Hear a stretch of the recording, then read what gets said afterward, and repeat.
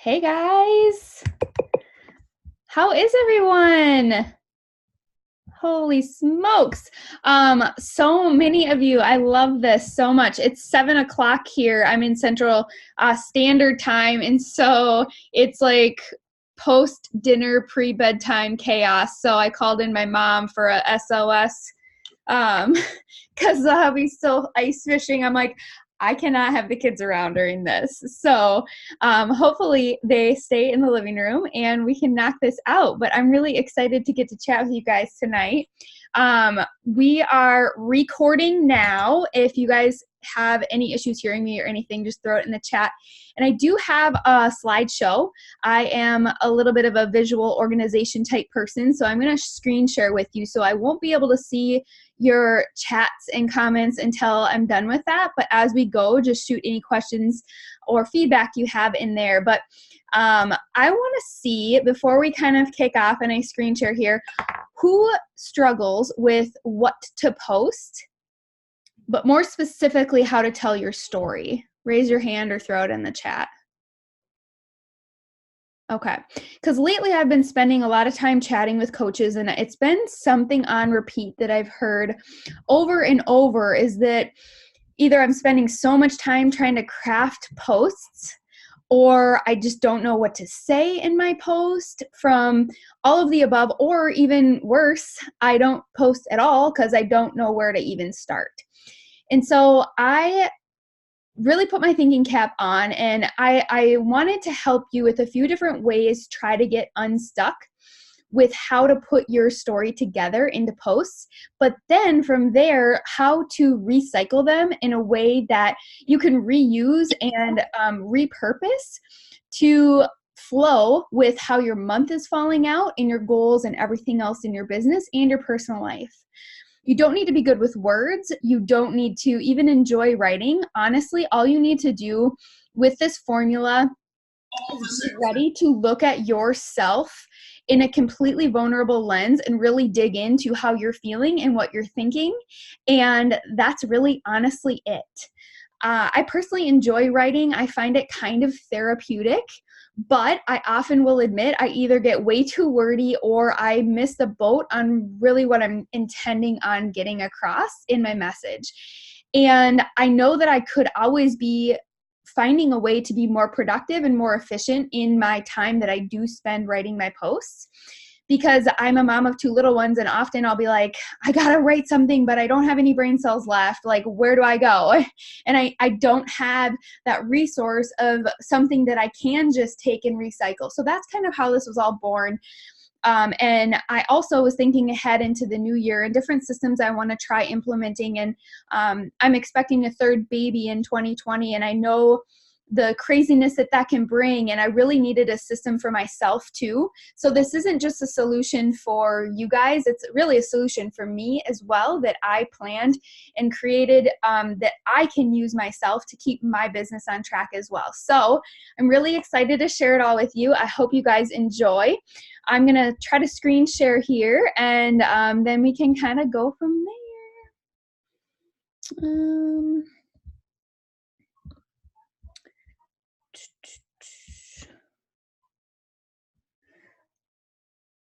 I don't even see an option, Alyssa. Oh, wait. Yes, I do. I lied. Don't mind me. Like I said, no brain cells. Give me a thumbs up if you guys can hear or see my screen, I mean. Good? All right. So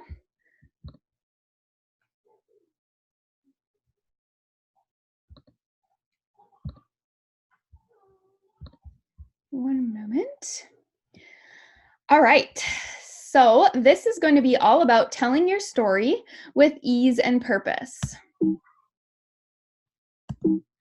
Why won't it let me go?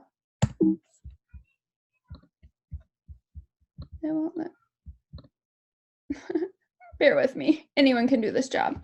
Okay, so On these amazing Slay Squad calls, I have gotten to know so many of you guys and of the amazing speakers that have taught us along the weeks here, and some of them I had never even heard of. And so I really like to connect personally with people, so I thought I would just take a quick second to explain who I am for those of you that don't know me.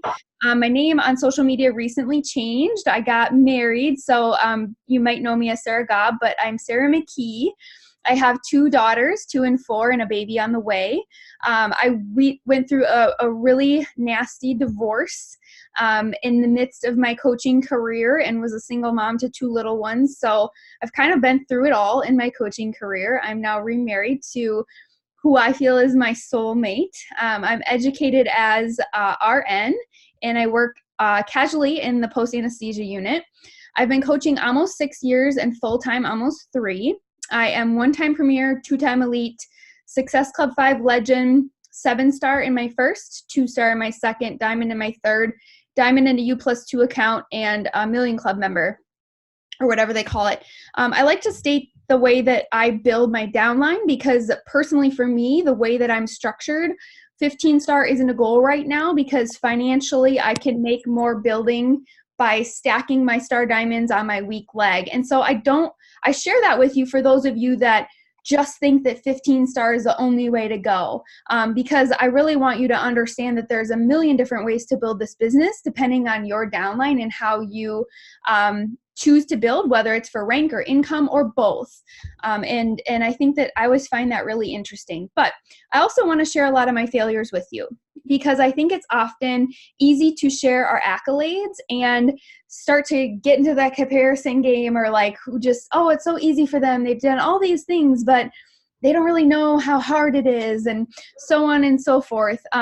But that's actually quite the opposite.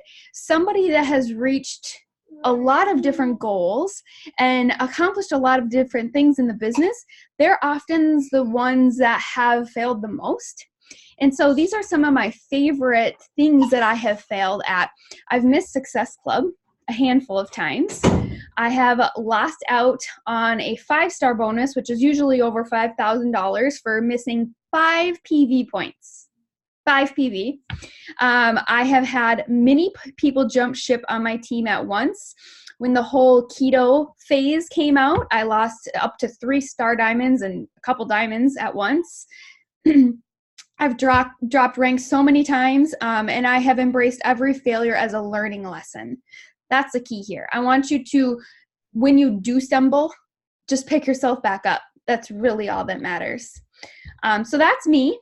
And now my method, to the solution to telling your story. So I'm calling this the Lib Method. So have you guys heard or seen, or probably done them when you were growing up, the Mad Libs, where you fill in like the adverb or the noun and all of those different adjectives to the blanks to make your own story based on the structure that it's giving you to tell a good, funny, thoughtful, however fill in the blank story.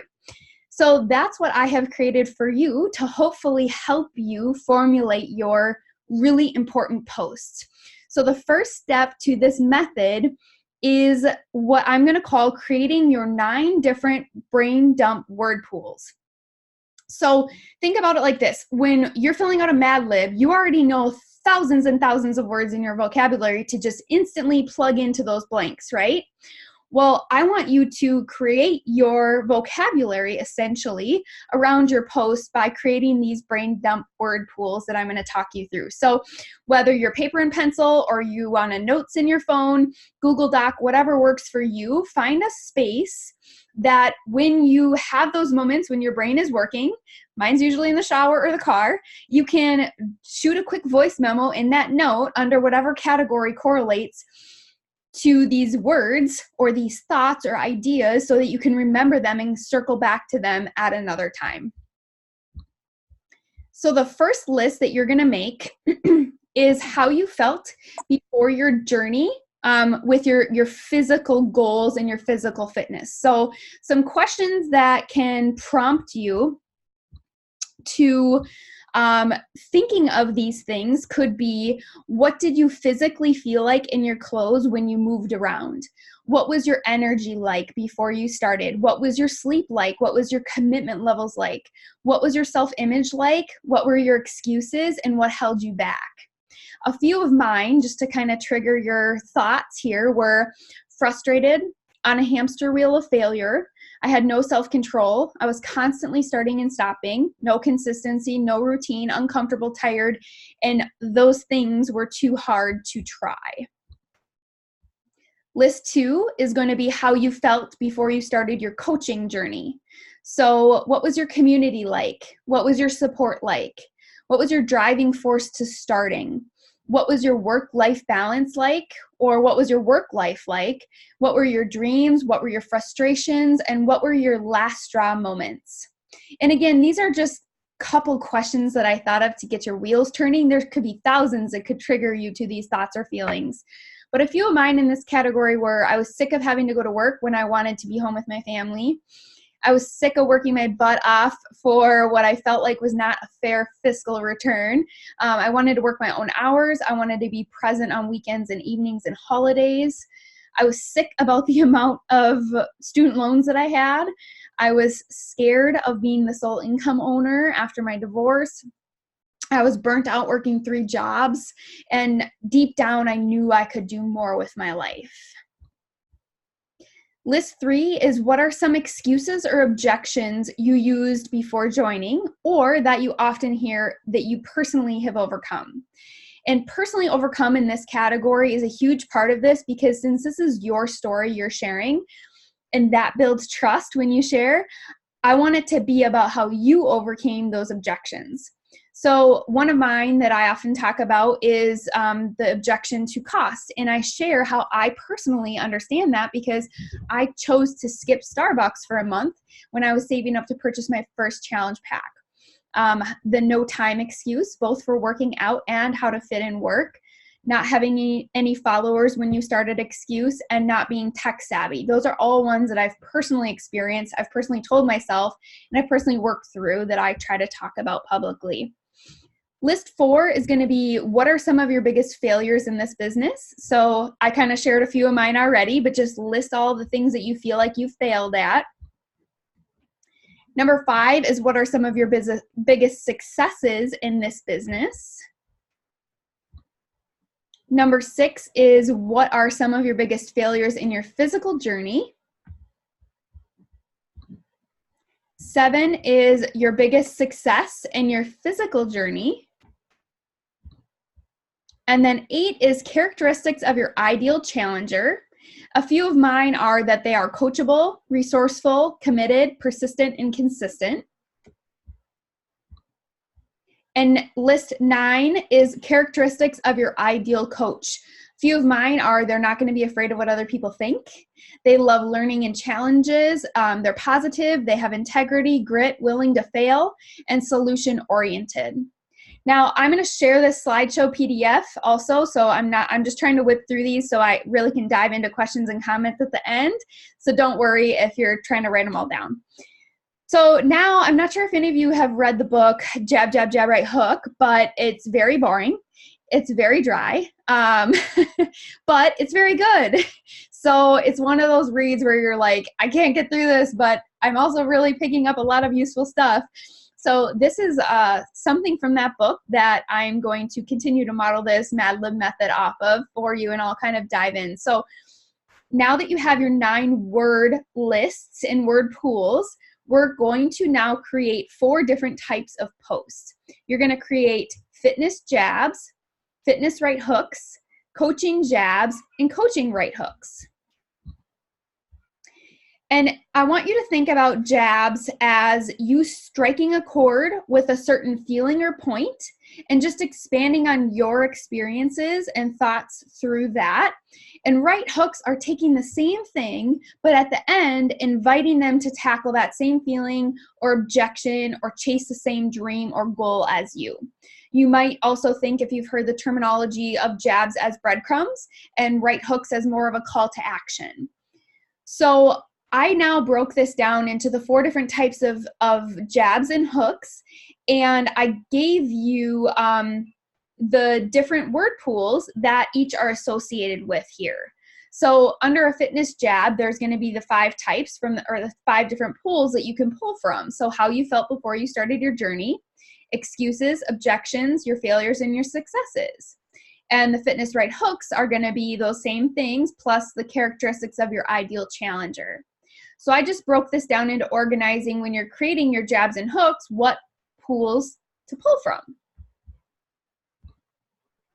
And now taking it a step further, I actually wrote out a few Mad Libs for you to take your word pools and now basically just fill in the blanks. So here's an example of how I would walk you through writing a coaching jab.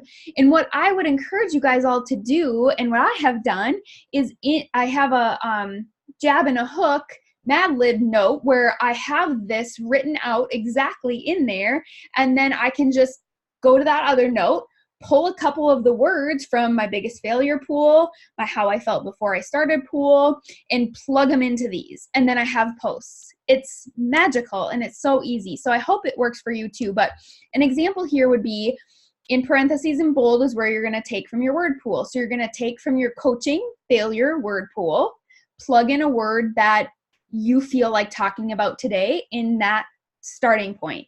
Then you're going to expand on how that felt. You're going to then explain the steps you took to overcome that.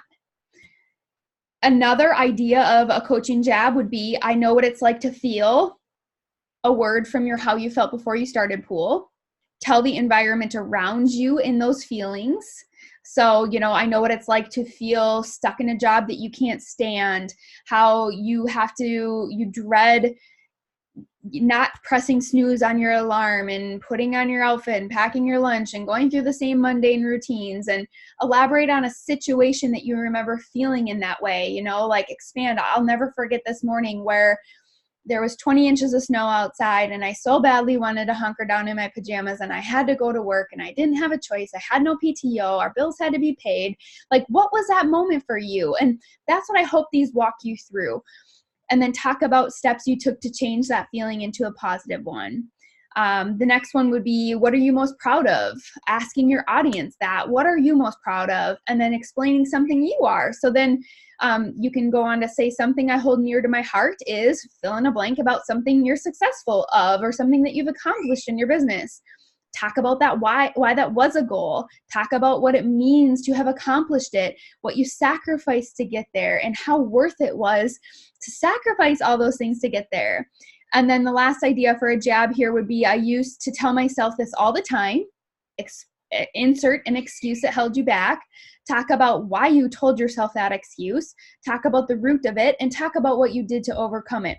And these are just 4 examples here. There are thousands of ones, but I'm just hoping that these can help get you feeling really confident by just filling in the blanks and tweaking these. But you guys also, these 4 little examples here, if you have 10 different words in all of your different word pools, this alone can create hundreds of different posts for you by just switching out the words, switching out the environments, and really hopefully simplifying your coaching jabs and saving you tons of time.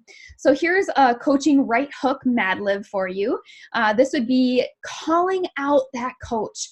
Where are my insert a characteristic of your ideal coach at? So for me, it would be, where are my type A people at? You are my people. I'm not trying to exclude anyone else, but let me take you behind my journey. And then I would tell them about how I felt before I started my coaching journey. Or you could talk about what were some of your objections and how you worked through them. Or you could talk about some of your biggest failures. And then you circle back and talk about how that characteristic you used in the first sentence matters in relation to what you just talked about and led you to one of your biggest successes or realization. And then circle at the end to invite them to have that same success or realization with you. And there's your coaching right hook. And again, as you see in that second sentence there, you can change that out with hundreds of different situations or scenarios or words from your word pool to give you literally hundreds of different call to actions. And I won't read this word for word, but these are basically just carbon copy almost of the coaching jabs, but just switching it out to those fitness word pools instead of the coaching word pools. And these are 4 different posts, 4 different examples. And then a fitness right hook. So again, carbon copy, you're calling out that characteristic of your challenger. You are not settling. You are calling out who you want. You are speaking to those people that you have on your dream team. Where are my people that are sick of the BS, that are ready to give me 110%? No more of these frigging bandwagon jumpers. Like, I want my people. I want my people that are going to give me 110%. You are the people I want. I'm not trying to exclude anybody else, but let me tell you why I want these people. And then circle in, fill in the words, and circle back to invite them to have that same success on why you think that characteristic is so valuable and how that led you to your success or realization in your own fitness journey. I also gave you some of my examples of how I have started to use this method. So again, start with the words that you used to tell yourself, and then just talk yourself through that. So something that in this post that I share, I say, I can't do that. It used to be a knee-jerk response of mine to a lot of things in life. From trying to quit drinking Mountain Dew, I drink 4 cans a day, to trying new lifts in the gym, to upping my weights, to cutting out bad carbs, to trying new vegetables, everything I said I can't do it. I'm not sure where this came from. I'm elaborating now. I'm not sure where this came from or why it ever started, but I think it's a defense mechanism to protect myself from failure. And then I circled around to talk about if I did get the courage to try it, I would fail. I would stop. I would start. I elaborate on my story, but then I add a solution and how I fix that. I added accountability, and that's what completely changed me. And then it's not shown in the screen, but I elaborate from there, inviting them to try that accountability as a solution to their excuse as well. This is a coaching jab, and I say, where are my people pleasers at? From a very, very early on, my actions and choices were driven by getting praise and acceptance from others. I know that one of my dominating love languages is words of affirmation, and I loved school growing up. I loved to learn, but wanting a good grade deep down came from making my parents proud. And I kind of go on to explain how I grew up making choices to please other people, but one day I realized that I needed to make those choices for myself. So I want to help. In this post, I'm talking through wanting to help the people pleasers have that strength and confidence in making their own choices and fulfilling their dreams for themselves and no one else. So I just want to wrap up here with about 5 or 6 different tips to putting this all together. And then I have some calendars at the end to show you how to fill this into your month. So tips putting it together.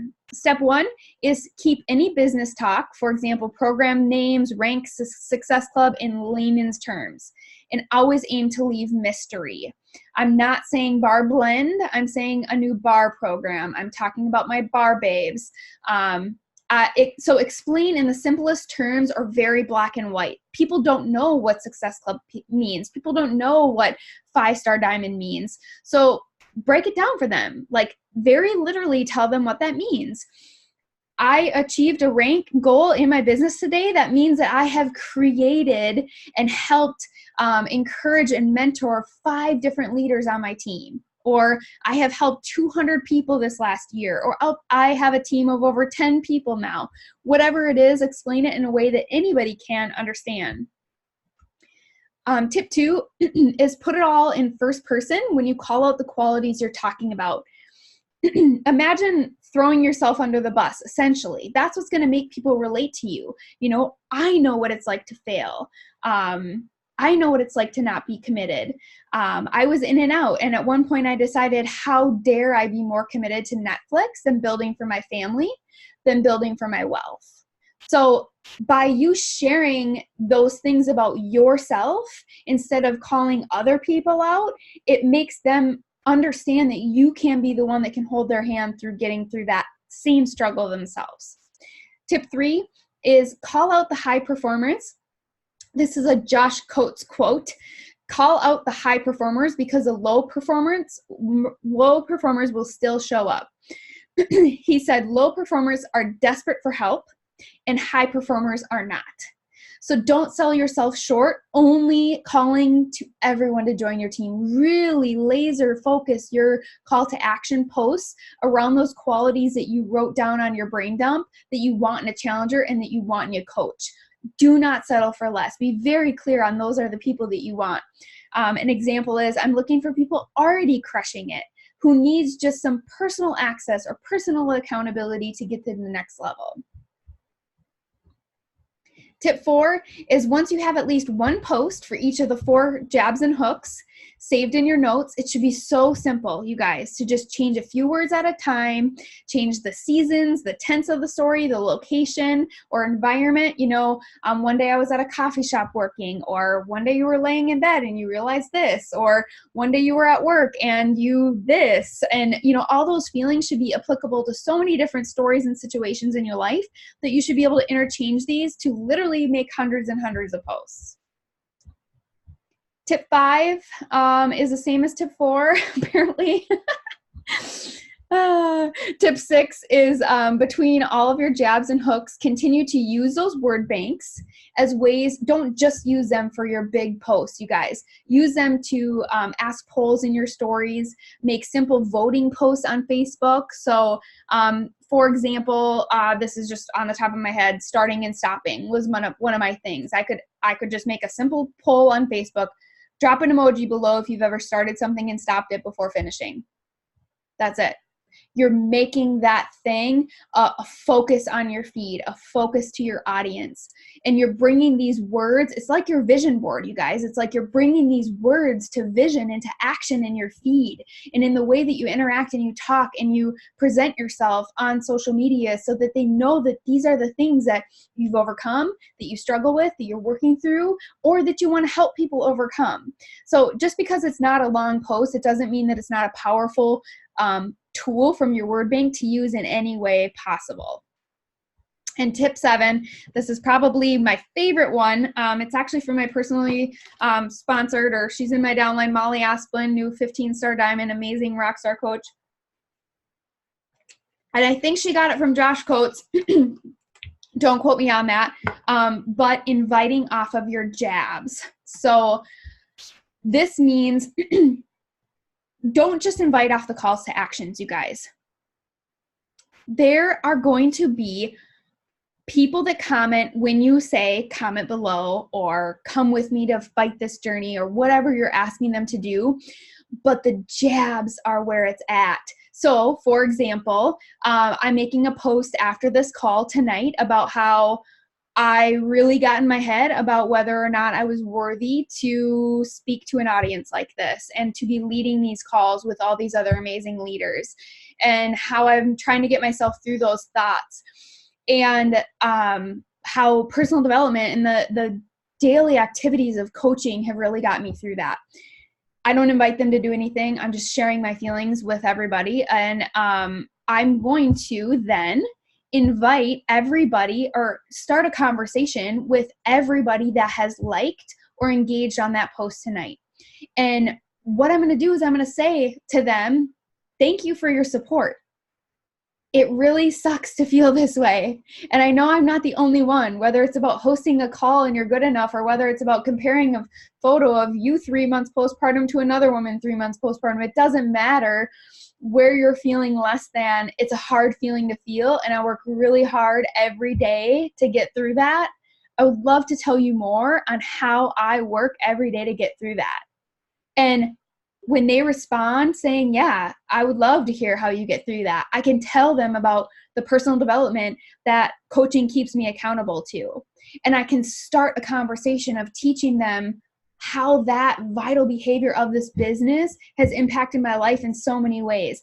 And I'm not going to lead that to inviting them to join my mentorship or my boot camp or anything, but that's going to start a deep relationship on something that we can connect on and relate to. And it's such an easy way to dive into the likes and the comments on your posts, all of your posts, but tying it together on your coaching experience or your fitness experience without throwing it in their face. So that's what I mean by tip 7.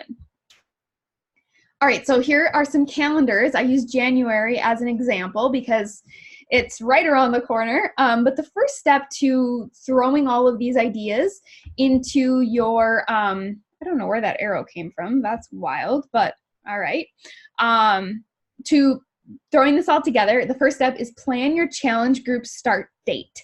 So I chose the 13th based on the dates of Bar Blend release. The next step is going to be planning your fitness jabs and right hooks around that start date. So I like to do a right hook about 5 to 7 days before the group actually starts so that people have time to get their orders in, get their Shakeology, get all their printed materials in their hands, and allows me time to kind of talk them through the process, how it's going to work, get them set up, talk about their goals. So if that's my right hook, then I'm going to do a jab a couple days before and another jab a couple days before that. And maybe even one last one right before it starts, just to grab anybody that wants to hop in last minute, since they can at least get a workout in tomorrow or the day when it starts, even if they don't have their product yet. So then the group is going to kick off, and I like to end my month with a few more jabs and then one final right hook, because that will lead me into getting the people that are ready to commit the next month as well. And now if you'll notice, there's 5 different jabs, again, because there's 5 different word pools that you can pull from. So essentially all of these different jabs could be just from each different word pool, if that's how you want to organize your month. So that's how I would plan around that. And then the next step is planning your coaching sneak peek or event or your mentorship enrollment date. So just based on a good break in the month of January, let's say your team is hosting a coaching sneak peek on the 21st. I would then do a coaching right hook the day before, simply because they don't need any prep, and I like to keep their excitement good and high, so I like to snag them right before the event so they don't have time to change their mind, get them right in there. A coaching jab the day before and another couple days prior to that. So I like to keep the coaching ones more condensed and close to the actual event. Again, like I said, so I don't lose their interest once they're ready to kind of get close to that ledge and jump in. I do also like to kick off my months with a coaching right hook and a coaching jab, just because it's easier to talk about starting someone off at the start of the month. What better way to get started in a coaching journey and building a new business than at the start of a fresh new month? So that's just me personally. You can shake these out however you want. And then I left Saturdays available for you to remember to invite off of those likes and comments from the jabs and the right hooks. So that's what I got.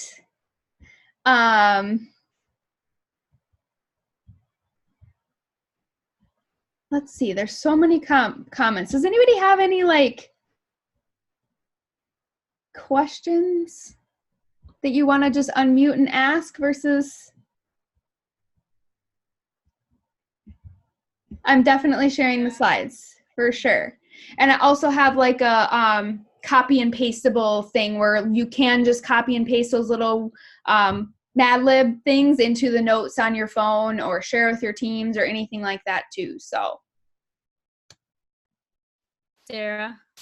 Yeah. I have a lot of girls that just gonna do the free trial. Do I just let them do that and just kind of see if they want to do it afterwards, or do I follow up every few days? I guess I don't, because that's all I have one girl that signed up officially, because I'm brand new to this, but I have one girl that signed up officially, and then I have 7 that are just doing the free trial. So do I follow up with them in like a week, or do I kind of let them do their thing? Yeah, I mean, so if somebody wants a free trial from me, I usually will I'll follow up throughout their free trial. And then I will usually follow up the day that it ends, a couple days after. And then at that point, they know that I'm there when they're ready. I'll always circle around and say, you know what? Ashley, I hope that you loved your trial. I hope that you found it useful, and I just want you to know that I'm here when you're ready. I have spots available next month, and if that doesn't work, I'll circle back around the next month. So I always let them know that I'm going to keep coming back and letting them know that I'm there when they're ready. But that's what I do. I've seen some couple good ones here come up in the chat here. So for coaching right hooks, do I use a form or I tell them to message me directly? It kind of depends. Like if I'm in Instagram, I'll use a swipe up a form. Instagram, I don't like dropping a form below because the comments don't work the same, but I will do that on Facebook sometimes. But I really try to just stay with whatever trends are happening in social media right now. And right now that's to get the most engagement below. But you also don't want to say directly comment below. So I'll say, tell me about your favorite holiday meal, and I'll reach out and tell you more. Because sometimes social media will flag you if you're saying drop a blank below to be entered or things like that. And again, I try to keep up as much as I can on changing algorithms and all that. But the best thing you can do, instead of just dropping a form in the comments or something like that, is to get them somehow to tell you something about themselves, and then tell them by doing that you will reach out to them with further information. My Instagram is Sarah the Hot Mess Mommy, for those of you asking. Another great question here was, what do you post about in between, just on your other avatars? So, I mean, in between, like I said, I'll try to drop in those words and things like that in my polls or in my, random little things. But that's really what helps me keep a balance of my posts about Beachbody and my posts about me. So if you look at those calendars, there's lots of blank days, and that's because that's still me. Beachbody didn't take over my life. My life is still my life, and I talk about my kids and motherhood and being newly married and whatever other things that I love and enjoy. So that formula also helps me create a good balance between all of those other things I like to talk about as well. I personally only post once a day. The last update I heard about Instagram was once every 24 hours is kind of where they want you. But it's not about how much you post, it's what you post. Don't forget that. Post with a purpose. If you have nothing to say, don't feel forced to say something. In those moments when you feel like you have nothing to say, either, instead of forcing yourself to try to come up with something thoughtful, spend your time lifting other people up and engaging with other people's profiles. Shoot them some compliments. Tell some ladies that they look gorgeous today, or moms that they're doing amazing, or use your time in ways like that to build relationships and plant seeds than in ways to waste your time sitting there thinking about what to say, because that takes no thought or brain cells.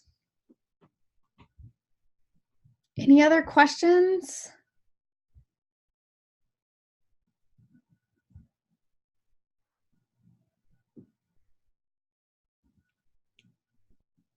Okay, I have a question. How do you put a limit for, like, people will start, when you start engaging with them and you compliment, and then sometimes they can go on and on and on, and they're not truly interested in Beachbody or the program or anything like that. But, like, how do you, I feel guilty, like, trying to cut them off because, I don't have time to talk to, like, 15 people on and on and on about everything that, that they want to talk about. So how do you, like, sift through those? Yeah, I'm in no ways here to be anybody's therapist. I got a therapist of my own. Like, I don't need to be nobody's therapist.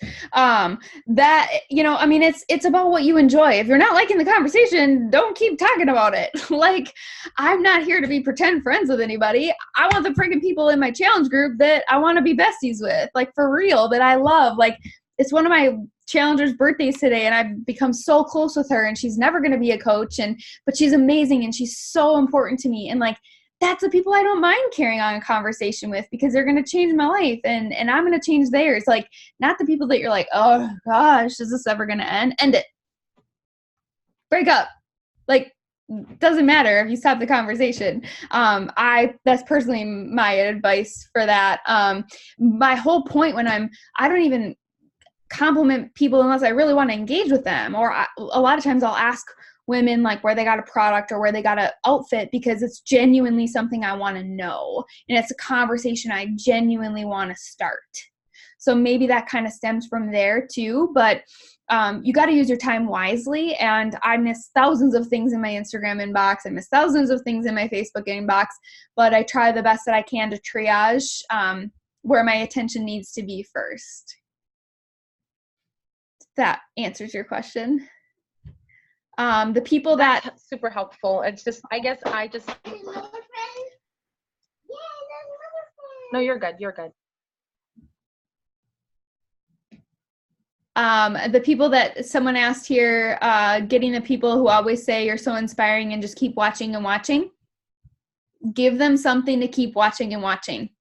That's the best thing I can tell you. That there's nothing you can say that will make them ready. There is something that you can do to push them away, and that's continuing to be in their face when they're not ready. But if you are still going to show up, showing your journey, showing that you're there ready to support them. I've had people watch me for 2+ years and finally jump in. And it was because I kept telling them that they were worthy of this and I believed in them and I would be here when they were ready, but I never pressured them. And that's the best thing that you can do is just give them something to keep watching and listening about. The more you keep pouring value into them and leading by example, the more they're going to come back to you when they're ready.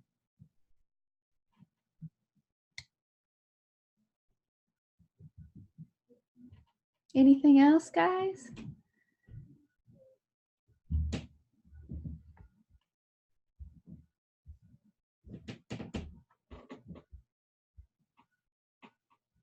Trying to read that stuff in the quotes. All right, guys. You're so welcome. Thank you for listening and being here.